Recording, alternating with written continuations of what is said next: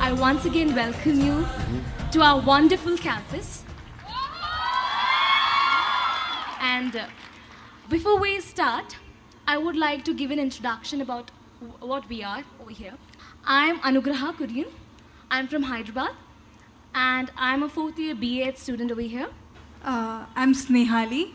I'm in third year BA B.Ed. I'm from Bangalore. I'm Veda Vyasa. I'm in second year BSc B.Ed. I'm from Anantapur district, Andhra Pradesh. So let's begin our question answer session. Yes, ma'am.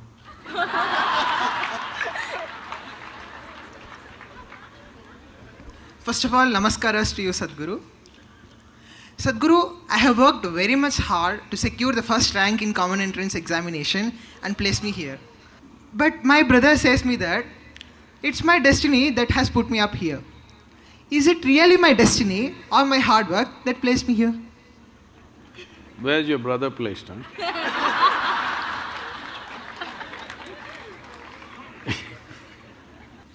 See, what people are generally calling as destiny is essentially what they end up creating unconsciously. When I say unconsciously, as you sit here right now, as everybody sits here right now, there is physical activity going on within the system. There is mental process, there is emotional activity, and of course the life energies are active. Every moment, they are taking in hundreds of inputs, whether you're conscious or not conscious.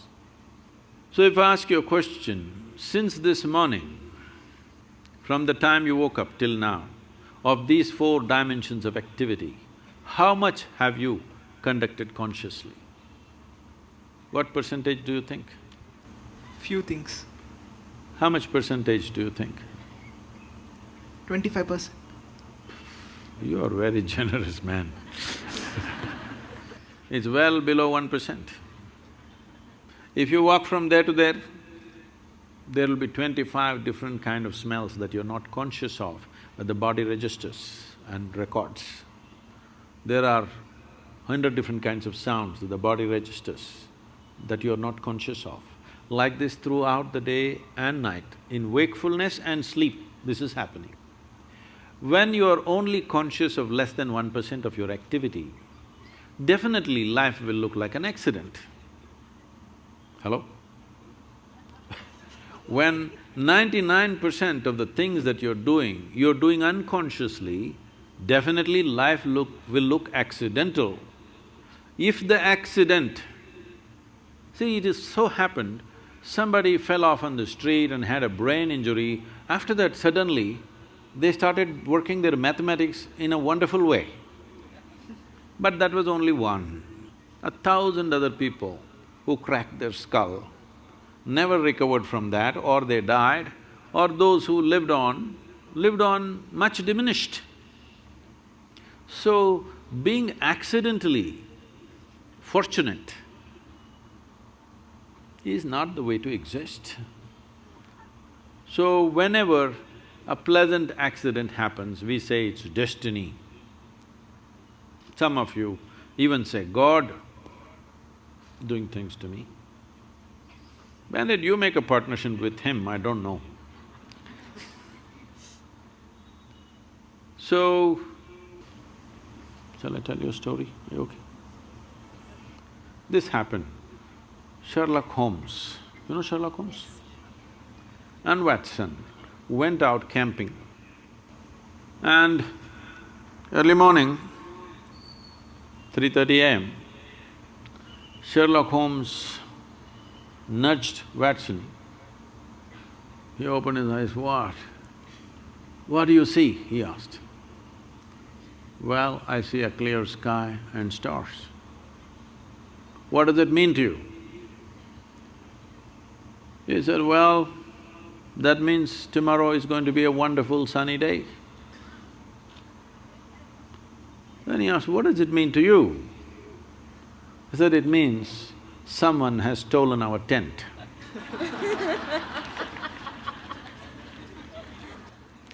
So, We don't know what went missing, and something may fall here and there by chance, but that's not the way life works. If a human being doesn't take it upon himself or herself to make their own destiny, well, they're still having an evolutionary problem. That is, they're still not yet fully there. Because being human means this, that we can conduct our life consciously. Being human means this, that we can craft our life the way we want.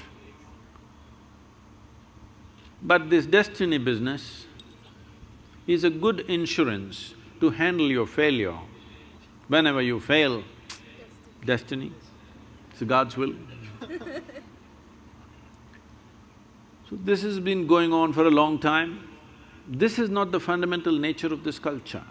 In this culture, we taught you right from ancient times, your life is your karma. Did we tell you or no?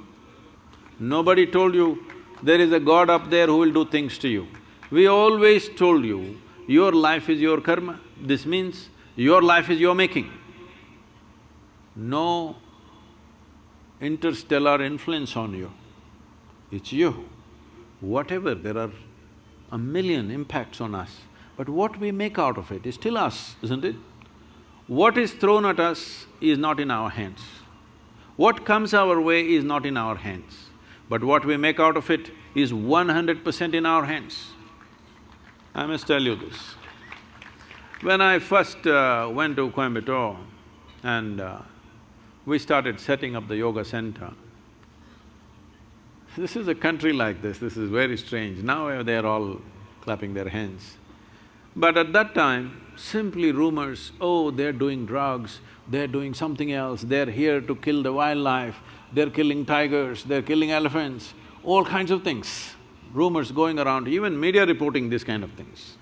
Then 100 prominent people in the town meet and then they say, this yoga is spreading like a disease. These are the words. We have to do something. There some young hothead says, let's take a truckload of people and pull down the whole thing, because the whole yoga center at that time was just thatch roof sheds. So they decided they want to come there and pull down the whole thing and be finished. Today, it is among the most prominent places in the country, okay? So, when they said this, there was an old man who is no more, a wise man. He said, see, you don't know who you're dealing with. I know this man. If you throw stones at him, he will build something out of those stones. Don't throw stones at this man. So, what comes at you, you cannot decide, but what you make out of it is your thing, isn't it? This is where your dint is. This is where you are to prove who you are, because you can't decide what comes at you, but you can definitely decide what you make out of whatever comes at you. Thank you, Sadhguru. Sadhguru, all through school and college, we are taught to give importance to ourselves, self-love, self-confidence, self-esteem. What is this self-love? What's happening in your school? In society, I mean in general. Oh. They teach us to give importance to ourselves to such an extent that we no longer know how to be humble. So can you please tell us how we can become humble again? Oh. See, there is no need to be humble or there is a need to be arrogant. Now that you're asking me this question, let me tell you. My daughter traveled with me, alone with me in the car, when she was 3.5 months old. I drove all over the country with this little baby in the car. So she grew up in many people's homes. I made one rule, because everybody, this is a problem with adults, when they see a child, they pounce on them like predatory animals, they want to teach something. It is such a everybody wants to teach 1, 2, 3, 4 or A, B, C, D or Mary had a little lamb. I said, see, I don't want her to know ABC, 1, 2, 3, nor do I care whether Mary had a lamb or not. So nobody… one rule is you can play with her, nobody is going to teach her anything. So she grew up happy. By the time she's 18 months, she was fluently speaking 3 languages because nobody taught her anything, she's listening. She is not chanting Mary had a little lamb. No rhymes, no language, no mathematics, simply life. I thought I'll never send her to school, but only reason was because, her age group is important. So, she went to school and when she was around 12 years of age, she came home one day, little disturbed about what happened in the school. Then she said, you're teaching everybody so many things, you're not teaching me anything. I said, see, I'm not known to do things unsolicited. Now that you've come, let's see. See, this is all you have to know. Never look down on anybody, never look up to anybody. Then she looked at me like this, what about you, kind of thing. I said, not even me. If you look up to me, you will completely miss who I am. If you look up to me, probably you will make a picture and nail me to your wall, but you will miss the whole point of who I am. You must look at me as I am, not looking up. Never look up to anybody, never look down on anybody. This looks very simple, but try it and see. In your mind, you've decided what is good, what is bad, what is high, what is low, what is virtue, what is sin, what is filth, what is wealth, everything. Everything is already determined. Once you've done this, there is no way you cannot look up at something or look down on something. What you think is bad, you will look down, what you think is good, you will look up.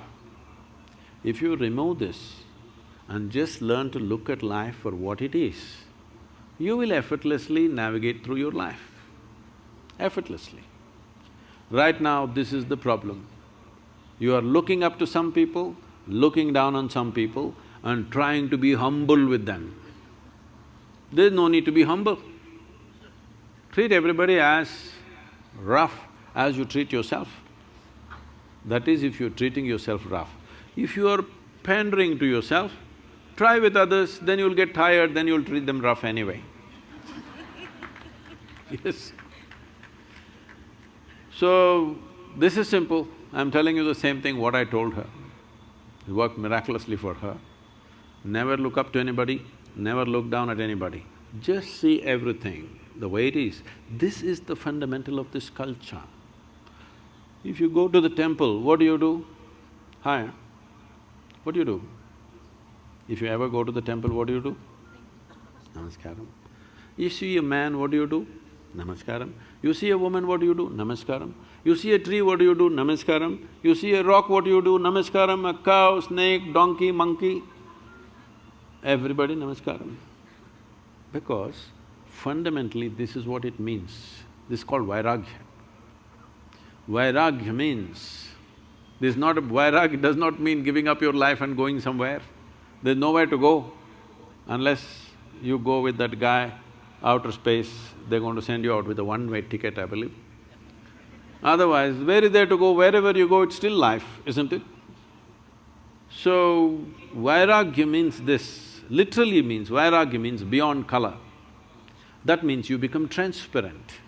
If you're transparent, every dimension of life can pass through you, but leaves you untouched. You can handle life to the extent you wish. What you can handle, you handle. What you cannot handle, you don't. But in your life, if you do not do what you cannot do, that's not an issue. But if you do not do what you can do, you're a disaster. The moment you think something is good, something is bad, somebody is high, somebody is low, Many things that you can do, you will not do in your life simply because you think it's bad, simply because you think it's low or high or whatever nonsense. So in our lives, this is what is most important because it's a brief life. It's a limited amount of time for the human potential to flower. In this life, here if you're choosing what to do and what not to do, no, everything that you can do must happen. What you cannot do, it doesn't happen, it's okay.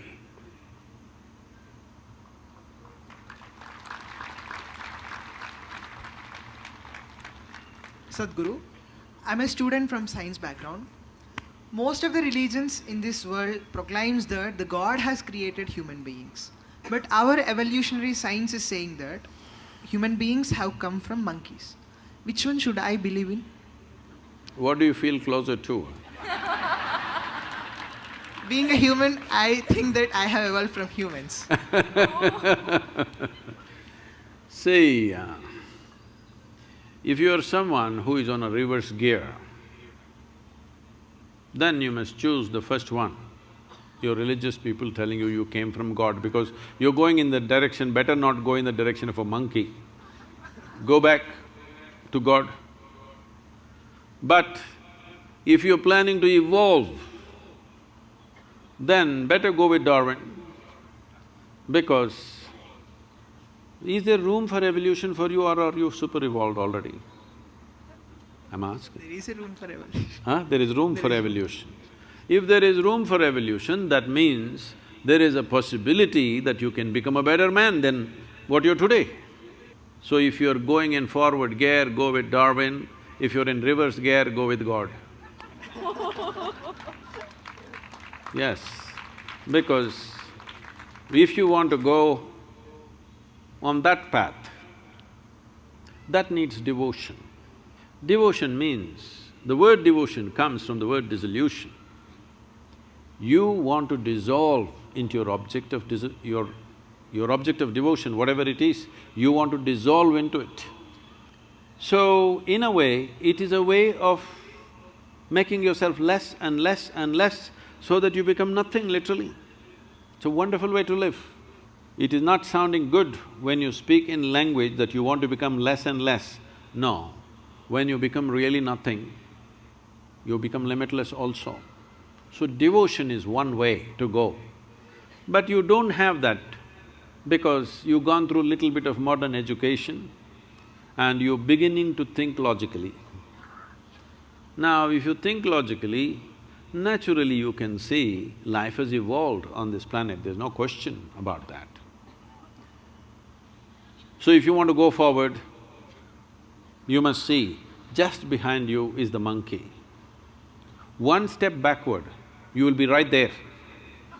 Better you move forward quickly. Because some of the scientists are saying today that the DNA difference between you and a chimpanzee is only 1.23%.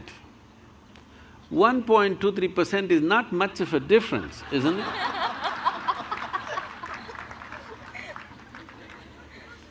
Not much of a difference, isn't it? But see, just 1.23%, a world of difference, isn't it so? Just such a small difference, just see how big a difference. So, if you're not happy with 1.23%, you must accelerate your evolution.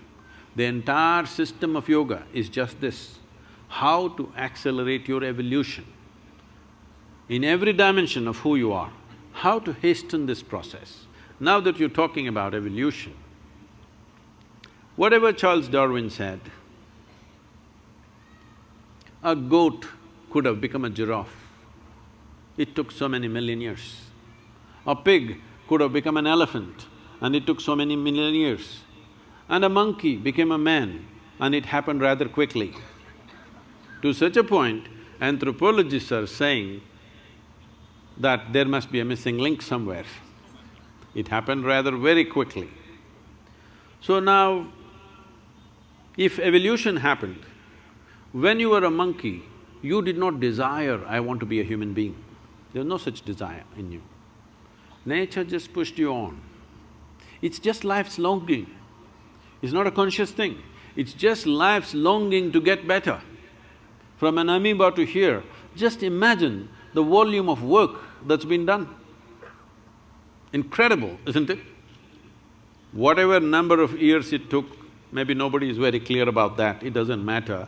Because it is 1 million years, 10 million years, it doesn't matter. With our lifespan, 1 million is as good as 100 million. So it doesn't really matter except for academics. Whatever amount of time it took, from a single-celled creature to the human being, what a tremendous amount of work has been done. But now you've been rendered in a space where your evolution has to be conscious. 15,000 years ago, over 15,000 years ago, Adi Yogi said this. When his seven sages asked, his seven disciples asked this question, how did life happen?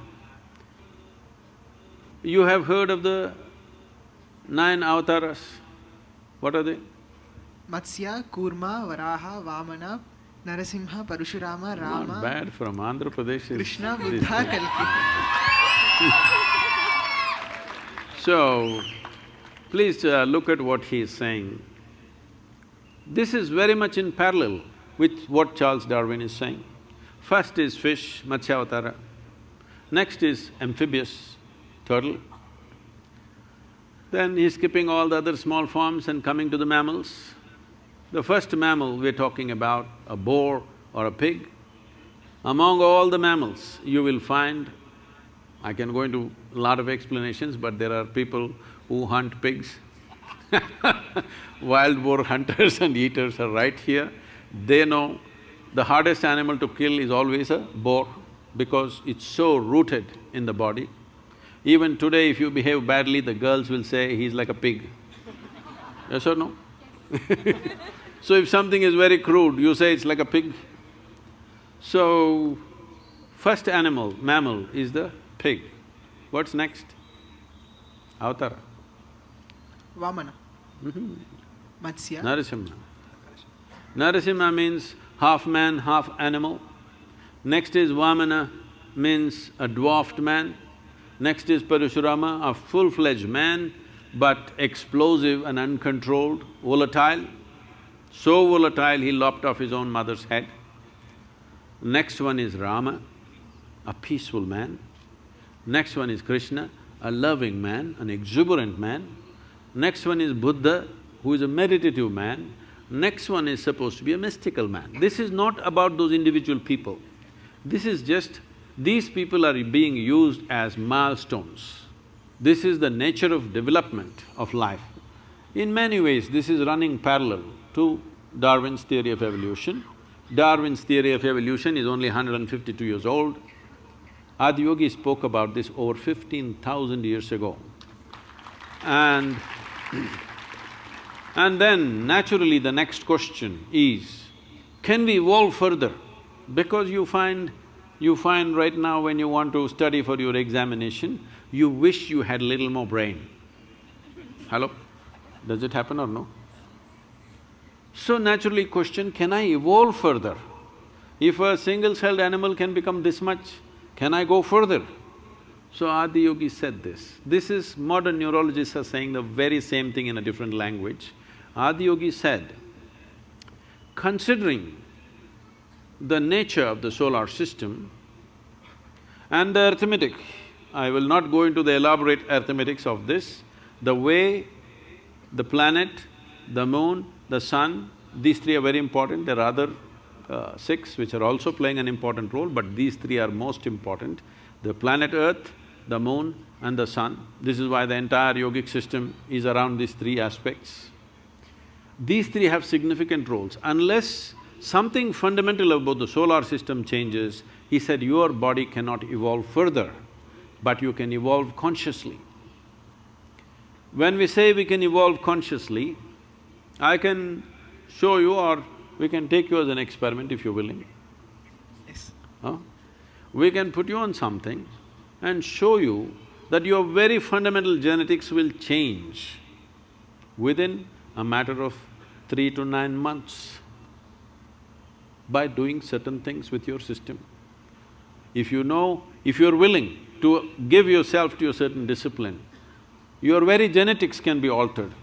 Your level of intelligence can be changed. The way you experience life can be changed. So he said, you can evolve consciously, but physically you cannot evolve unless something about the planetary system changes. Modern neurologists are saying something very similar. I will not go into the detail because of the time, but you can evolve. So, if you're going forward, choose Darwin. If you want to go backwards, backwards is not a bad place. If you want to go backwards, don't think backwards is a negative thing, no. If you want to dissolve, you go towards God. If you want to evolve, this is one way. These are two different ways of doing the same thing.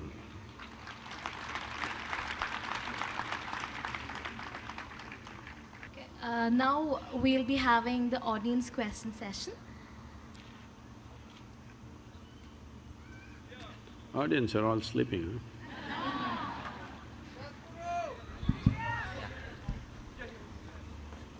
Namaste Sadhguru, I have a question for you. Where are you? Here. Okay, okay. Here. You said that Indians have so knowledge about everything. ಇವಾಗ ಭಾರತ ವಿಶ್ವಕ್ಕೆ ಗುರು ಅಂತ ನಾವು ಹೇಳ್ತೀವಿ ಎಷ್ಟೊಂದು ಕಡೆ. You're saying that or me saying it? ಈಗ ನೀವು ಆದಿಯೋಗಿ ಬಗ್ಗೆ ಎಕ್ಸ್ಪ್ಲೇನ್ ಮಾಡಿದ್ರಲ್ಲ ಸದ್ಗುರು, 15,000 years ago we had that knowledge ಅಂತ. ಹಂಗಿದ್ಮೇಲೆ ಆ ನಾಲೆಜ್ ಅಷ್ಟು ಗ್ರೇಟ್ ಇದ್ಮೇಲೆ ನಾವು ಏನಕ್ಕೆ ಅದನ್ನು ವಾಪಸ್ ತರೋಕ್ಕಾಗಲ್ಲ, ತಂದರೆ ಹೇಗೆ ತರ್ಬೋದು?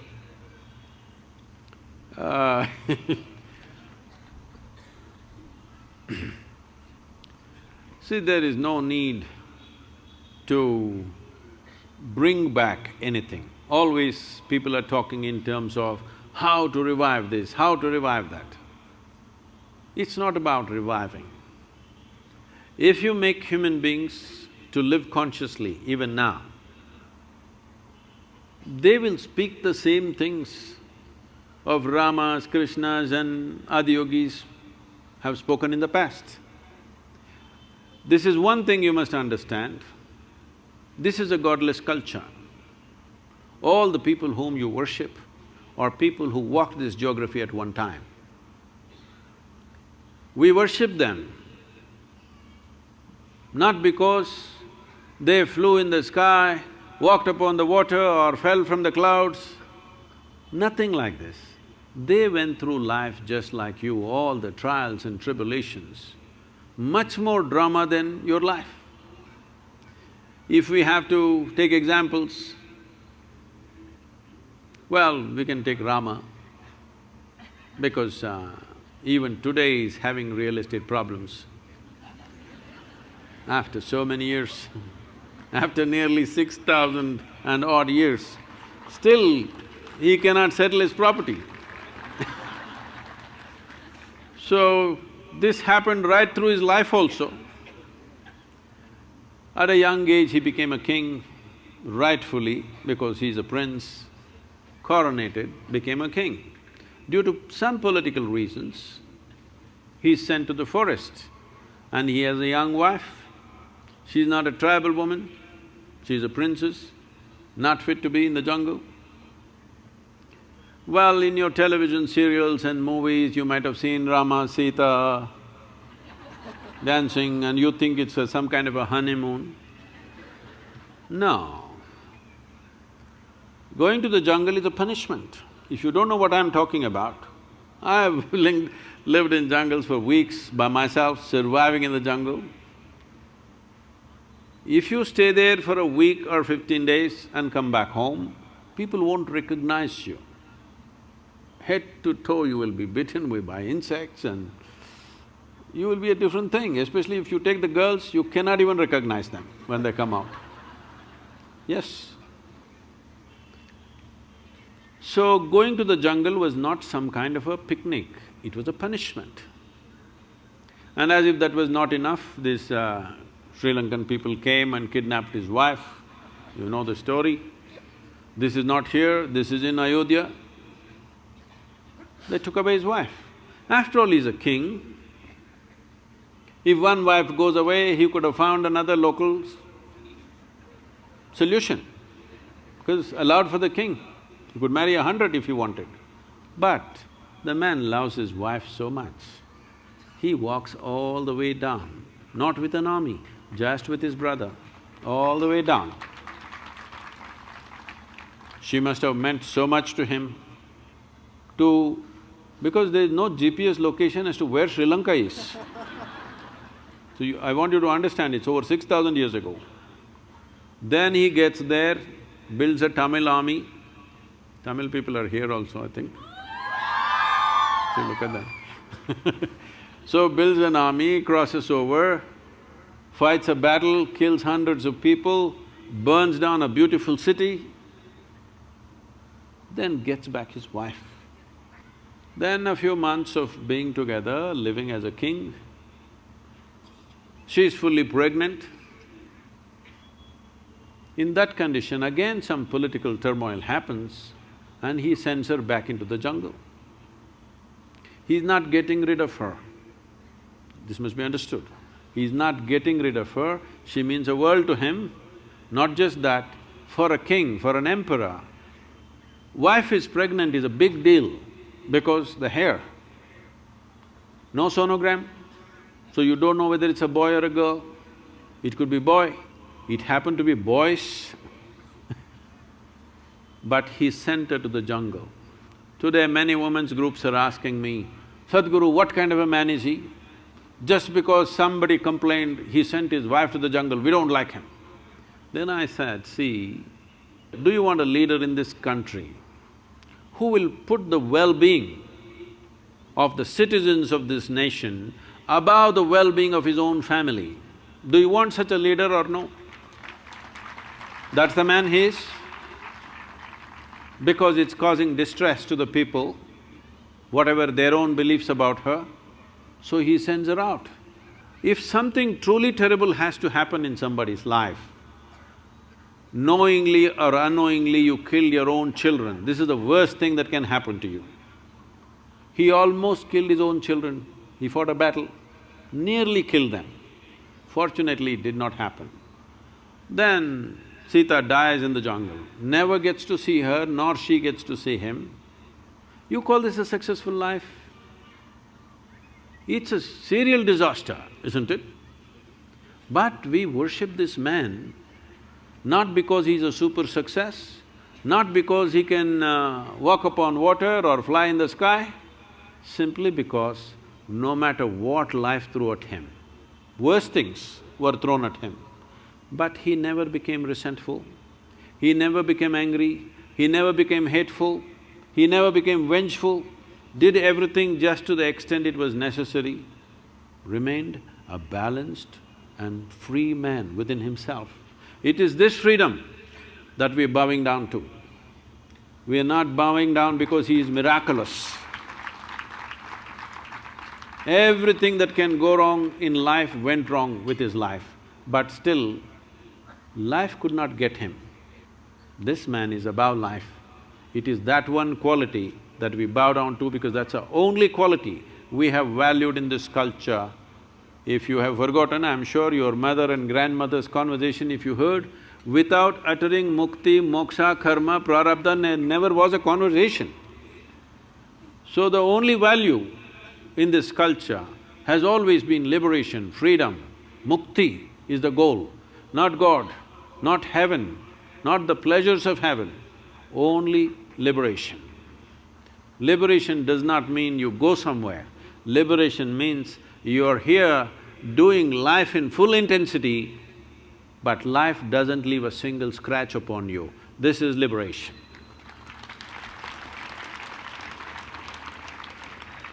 Thank you, Sadhguru. Now we'll have a social media question.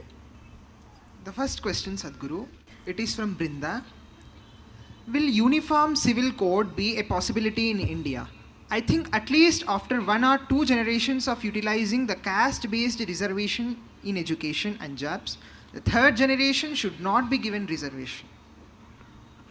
Well, these are two different things. It's a two-in-one question.